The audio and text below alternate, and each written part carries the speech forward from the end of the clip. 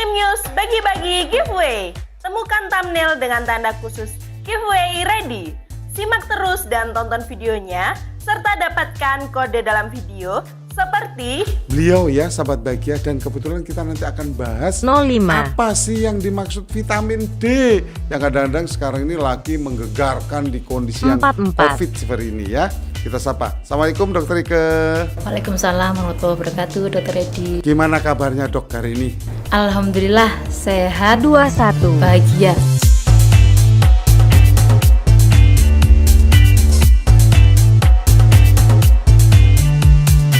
Jangan lupa follow sosial media Instagram Jatim News untuk mendapatkan pengumuman pemenang giveaway. Kecewaan seorang presiden terhadap kinerja daripada bawahannya menjadi pertaruhan yang luar biasa. Persoalan-persoalan yang dilakukan oleh beberapa kementerian, beberapa departemen yang masih saja menggunakan impor. Yang tentunya ini akan sangat menguras daripada APBN kita.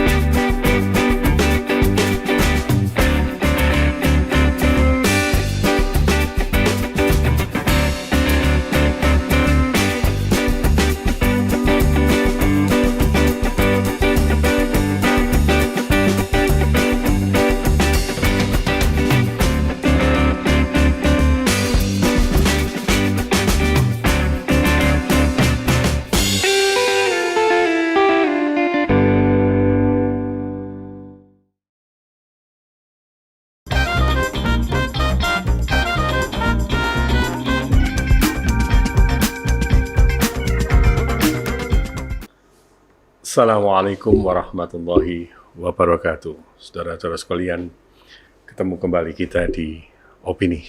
Saya Haji Norman Fauzi. 19. Paling tidak hari ini dan beberapa hari kebelakang kemarin, kita banyak dikejutkan dengan persoalan-persoalan yang ada di negeri ini. Hingga kepala negara kita, presiden kita, harus bicara yang sangat keras dan kritiknya sangat pedas. Langsung saja kita akan menyimak apa yang disampaikan Bapak Presiden, Bapak Jokowi, ketika beliau ada di Bali dan menghadiri sebuah acara. Ini yang kita lihat. Beliau marah dan beliau sempat mengucapkan kalimat bodoh. Beliau juga menghentikan tepuk tangan karena beliau ingin sekali apa yang disampaikan oleh beliau ini diketahui oleh publik dan tentunya didengarkan dan disimak oleh para audiens kita. Dan acara di situ cukup luar biasa karena hadir BUMN dan segala tamu yang berkepentingan yang diundang di sana.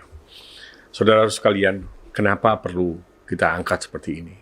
Karena kekecewaan seorang presiden terhadap kinerja daripada bawahannya menjadi pertaruhan yang luar biasa. Dan tentunya masyarakat yang akan menjadi korban. Korban apa? Korban sebuah kebijakan dari para pembantu presiden yang tidak sejalan dengan grand design yang sudah dibuat oleh Pak Jokowi. Saudara-saudaraku, di opini kali ini, bahwa dengan sikap beliau yang cukup tegas, yang jarang sekali kita ketahui, ini menandakan bahwa beliau betul-betul ingin tegas. Tidak sekedar emosi, tetapi beliau ingin tegas. Dan beliau ingin segera ada perubahan, segera ada tindak lanjut, dan dari gaya bahasa yang beliau sampaikan, sampai keluar kalimat yang luar biasa, dan itu bagi para pelaksana atau bagi para pembantu yang bekerja, terutama di level di bawah kementerian. Inilah yang harus menjadi titik perhatian. Kita lihat di step yang kedua di dalam opini kita. Kembali masih diucapkan persoalan bodoh yang disampaikan oleh Bapak Presiden kita. Akan tetapi makna apa sih yang yang tersedia di sana? Karena beliau menitik beratkan kepada persoalan-persoalan yang dilakukan oleh beberapa kementerian, beberapa departemen yang masih saja menggunakan menggunakan impor, memanfaatkan impor, mendatangkan impor lain sebagainya untuk keperluan belanja mereka. Yang tentunya ini akan sangat menguras daripada APBN kita. Dan pembelanjaannya itu tentunya diberikan kepada pihak luar yang tentunya Bapak Presiden kita juga sudah memberikan gambaran. Kalau itu dilakukan dan dibeli di dalam negeri, maka akan ada efek domino daripada sebuah ekonomi kerakyatan, sebuah ekonomi yang di bawah ini menjadi tumbuh. Saya pikir sangat beralasan apa yang disampaikan oleh Bapak Presiden kita. Ingat bahwa mulai tahun 2019, terutama di tahun 2020, tahun 2021, kita, masyarakat Indonesia, bangsa Indonesia, mengalami sebuah persoalan yang sama dengan bangsa yang lain, negara yang lain, yaitu COVID-19. Dan itu membutuhkan perhatian, membutuhkan kerja keras. Yang paling luar biasa adalah tenaga kesehatan kita, sampai mereka harus menanggung nyawa. Itu artinya bahwa sekian persen daripada anggaran pendapatan belanja negara APBN kita itu terkuras habis untuk daripada penyehatan masyarakat, menyelamatkan jiwa, menyelamatkan nyawa manusia, menyelamatkan masyarakat Indonesia. Dan pada saat selanjutnya, Bapak Presiden kita tentunya berharap bahwa pasca COVID, pertumbuhan ekonomi, saatnya ekonomi itu menjadi titik perhatian. Di mana itu? Yaitu tumbuhnya ekonomi kerakyatan, tumbuhnya ekonomi yang di bawah, sehingga masyarakat makin bisa bertahan. Tentunya, gambaran yang ingin disampaikan Bapak Presiden kita adalah ingin adanya penguatan tumbuhnya daya beli masyarakat. Daya beli masyarakat bisa itu ditingkatkan ketika banyak pekerjaan-pekerjaan atau banyak proyek-proyek, bahkan banyak belanja-belanja yang dilakukan oleh departemen itu dilakukan di level yang paling bawah. Artinya langsung direct mereka dengan koperasi-koperasi misalnya, usaha mikro kecil, kemudian juga usaha mikro menengah, termasuk daripada petani-petani kita dan pengusaha-pengusaha. Saya yakin pikiran Pak Presiden cerdas, pemikiran Pak Jokowi luar biasa, dengan pembelanjaan yang dilakukan di dalam negeri sendiri, tentunya itu akan membawa dampak tumbuh kembangnya dari sebuah perekonomian kerakyatan, ekonomi kita. Artinya bahwa Bapak Presiden telah tegas mengatakan bahwa impor yang dilakukan oleh beberapa kementerian dan departemen itu dianggap sebuah kesalahan yang sangat fatal di saat situasi beliau ingin fokus pertumbuhan ekonomi kerakyatan. Kita lihat yang ketiga. Artinya ini juga berdampak. Betapa tidak bahwa Pak Erick Thohir selaku Menteri BUMN kita itu juga diminta untuk melakukan evaluasi kepada BUMN yang suka melakukan impor. Tentunya banyak sekali BUMN yang ada di Indonesia yang tentunya pembelanjaan barangnya itu tentunya dilakukan di luar negeri, dilakukan dengan pihak luar negeri. Walaupun itu mereka menggunakan anggaran, akan tetapi ketika BUMN itu ada tentunya terkait dengan keuangan negara. Saudara-saudaraku sekalian di opini ini, kenapa kita hadirkan persoalan ini? Di opini ingin menghadirkan kembali dan ingin mengingatkan bahwa seorang kepala negara telah berani mengambil sikap tegas terhadap persoalan ini, intinya ingin satu, bahwa saat ini yang dibutuhkan adalah oleh bangsa ini adalah tumbuhnya ekonomi, sehatnya ekonomi.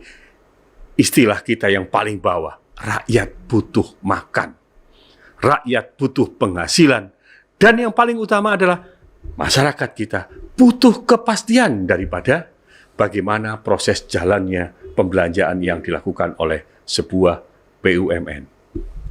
Ini tentunya diharapkan juga bahwa Bapak Presiden juga pasti akan korelasinya dengan APBD yang ada di berbagai provinsi, mulai ada 30 lebih daripada provinsi yang di Indonesia, ada ratusan kabupaten kota di Indonesia, tentunya diharapkan ini juga akan mengikuti sehingga menjadi sebuah sinergi piramida yang tentunya komando berada di tangan beliau. Yang jelas sekali lagi, di awal tadi saya sudah jelas menyampaikan bahwa 48, saatnya, iramanya, kesepakatan kita semuanya harus sama, yaitu menyelamatkan perekonomian ini, memberikan kebutuhan yang layak kepada masyarakat. Pasca kemarin kita persoalan minyak goreng dan lain sebagainya, sebentar lagi menghadapi persoalan apa? Ini menjadi suatu pertanyaan-pertanyaan yang tentunya harus dijawab dengan tegas seperti yang dilakukan oleh Bapak Presiden kita, Pak Jokowi. Bagaimana kelanjutan daripada persoalan ini? Tentunya seperti yang dikatakan beliau, bahwa ada beberapa poin beliau ingin mengingatkan, termasuk pula kepada TNI Polri kita diharapkan untuk tidak menggunakan seragam-seragam dan sesuatu yang harus diimpor dari luar negeri.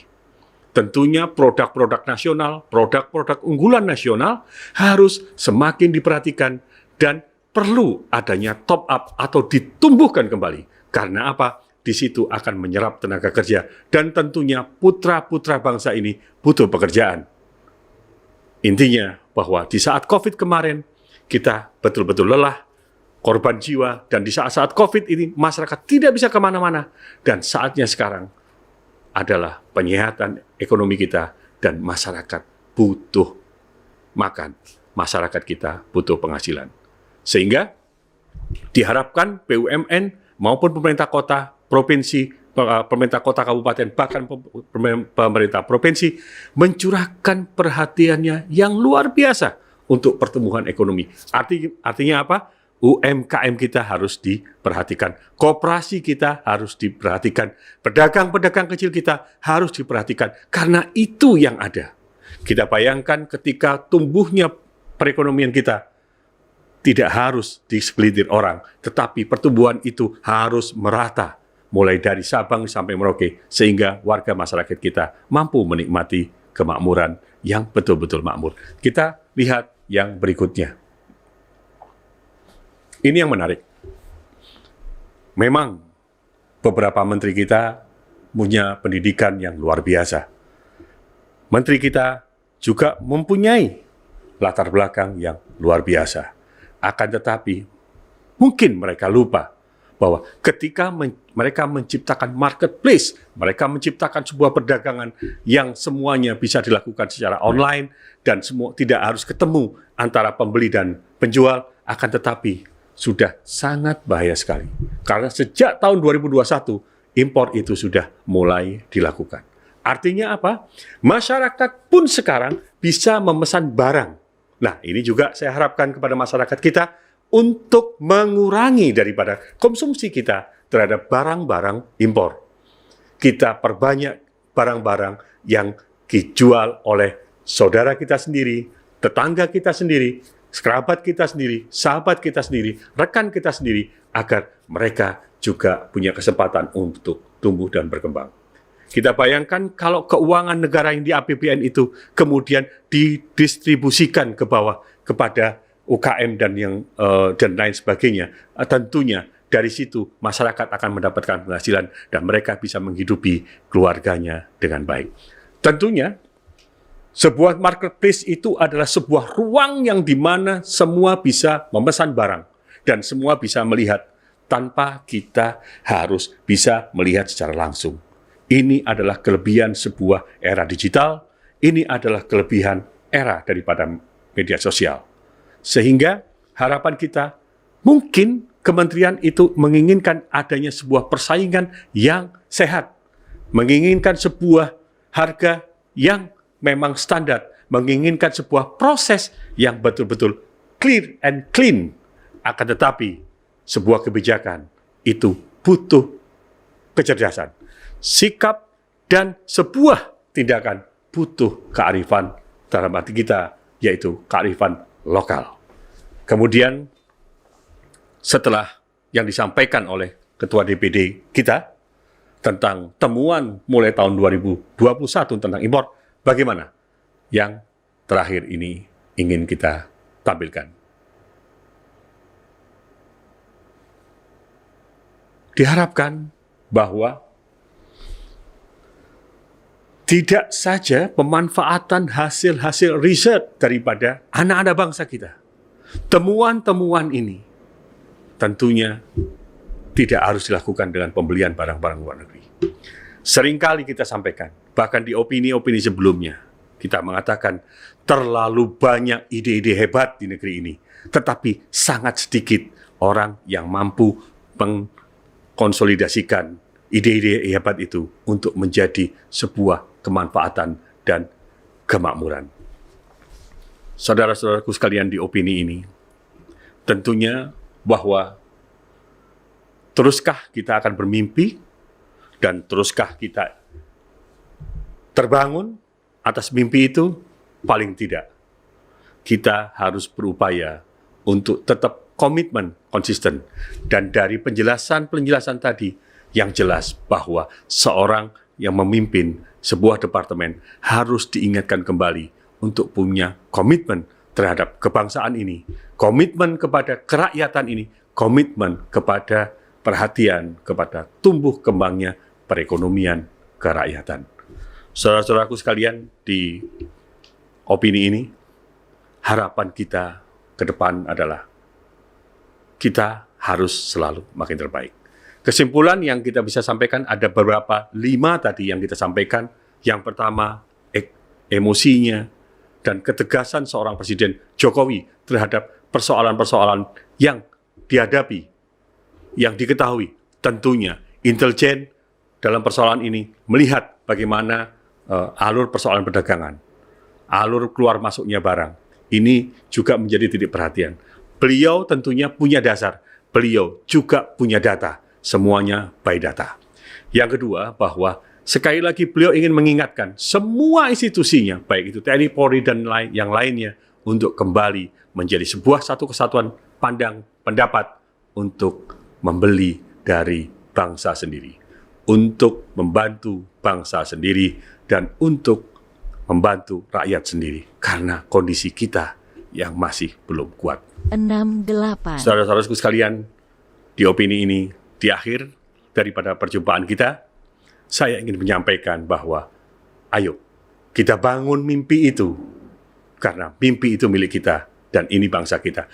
Jangan sampai mimpi itu dibangun orang lain, karena nanti kita akan menjadi pekerja daripada orang yang membangun mimpi kita sendiri. Terima kasih. Wassalamualaikum warahmatullahi wabarakatuh.